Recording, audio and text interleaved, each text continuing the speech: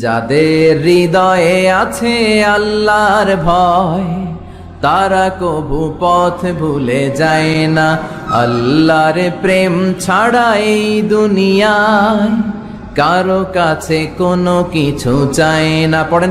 মিজানুর রহমান আজহারী বাংলাদেশের একজন সুপরিচিত ইসলামিক বক্তা, গবেষক এবং আলেম। তার বুদ্ধিদীপ্ত আলোচনা এবং সুন্দর উপস্থাপন শৈলীর কারণে তিনি ব্যাপক জনপ্রিয়তা অর্জন করেছেন। আজ তার জীবন সম্পর্কে কিছু জানব। মিজানুর রহমান আজহারীর জন্ম 1990 সালে 26শে জানুয়ারি কুমিল্লা জেলার মুরাদনগর উপজেলায়।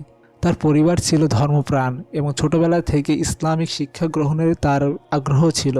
তিনি প্রাথমিক শিক্ষা লাভ করেন স্থানীয় মাদ্রাসায়। কুরআনের হাফেজ হওয়ার মধ্য দিয়ে তার শিক্ষা জীবন শুরু। এরপর তিনি ঢাকার দারুল উলুম মাদানিয়া মাদ্রাসায় ফারিগ হন। এরপর তিনি মিশরের আল আজহার বিশ্ববিদ্যালয় থেকে উচ্চশিক্ষা লাভ করেন। সেখানে তিনি ইসলামিক স্ট্যাটিস এবং আরবি সাহিত্য নিয়ে পড়াশোনা করেন।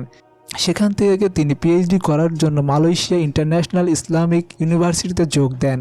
মিজানুর রহমান আজহারী একজন বক্তা হিসেবে খ্যাতি অর্জন করেছেন। তার বক্তব্য সাধারণ যুব সমাজকে আকৃষ্ট করে। তিনি আধুনিক বৈজ্ঞানিক দৃষ্টিভঙ্গি ও ইসলামিক শিক্ষার সমন্বয় করে উপস্থাপনা করেন, যা অনেকের কাছে আকর্ষণীয় হয়ে ওঠে। তিনি বাংলাদেশ সহ বিভিন্ন দেশে ইসলামিক সেমিনার ও মাহফিলের বক্তৃতা প্রদান করেন।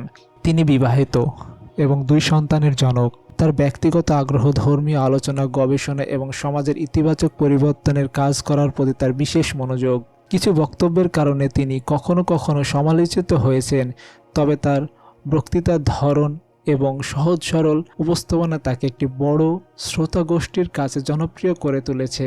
এবং তিনি প্রতি সেমিনার বা মাহফিল প্রতি কত টাকা নিয়ে থাকেন এই বিষয়ে নির্দিষ্ট কোনো ধারণা নেই। যতটুকু আমরা জানতে পেরেছি, তিনি সেমিনার বা মাহফিল প্রতি 80 থেকে 1 লাখ টাকা পর্যন্ত নিয়ে থাকেন।